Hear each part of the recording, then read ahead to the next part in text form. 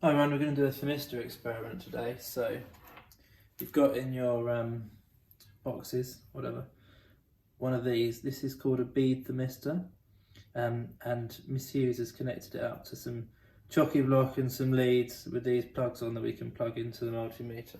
So this actually, although it is an ammeter and a voltmeter, it's also an ohm meter, and it's got an ohm meter setting on it as well. So if you click this dial round to this ohmic around here, so we've got a different setting, lots of different settings. If we have it on the 2 megaohm setting, then we're going to have, we'll be able to measure really high resistances, but we won't have very many decimal places, significant figures. You can only fit a certain number of significant figures on the screen. Right, but if we have it on the 200 ohm setting and our resistance is more than 200 ohms, then we're not going to be able to pick anything up. So as a number again won't fit on the screen. So I don't actually know what this is, so I'm going to put COM first. I always go into COM first, and then the omega's on the one on the right, so you plug the other side of the lead into that. And then just at the normal temperature of this room, I've got a resistance of, and I'm on the 200k at the moment, so I've got a resistance of 6 kilo ohms. So 6 kilo ohms I could quite happily go down to the 20 kilo ohm setting, and I'm reading 6 kilo ohms on here, and that seems appropriate.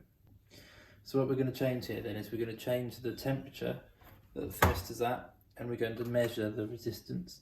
So you could get some ice from the freezer. If you want a temperature below 0 degrees, get some ice from the freezer, ice cubes or something, put them in a bowl or a mug and put the thermistor in there, and then read off the resistance.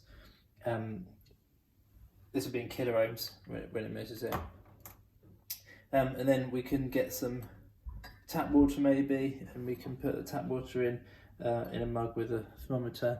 We can measure the resistance, and then use a kettle to basically just mix different temperatures.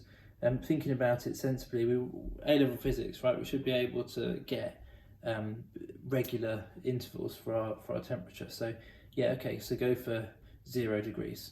If you get ice out of the freezer, maybe try and get a 0 degrees one. Go for 10 degrees, which would be a mixture of some ice and some tap water perhaps. 20 degrees, about tap water. You could go 30 degrees, 40 degrees, 50 degrees, 60 degrees, 70 degrees, and maybe 80 degrees as well. Or if you want to start at 20 degrees and not use the freezer, then you can potentially go up to, you won't be able to get quite to 100 degrees, but you can get pretty close. All right, so 8 different temperatures. You don't have to go up in tens either, you can go up, as long as you go up in regular intervals, I don't care. 8 different temperatures at least, and no, sorry, 7 at least different temperatures, and measuring the resistance at those different temperatures.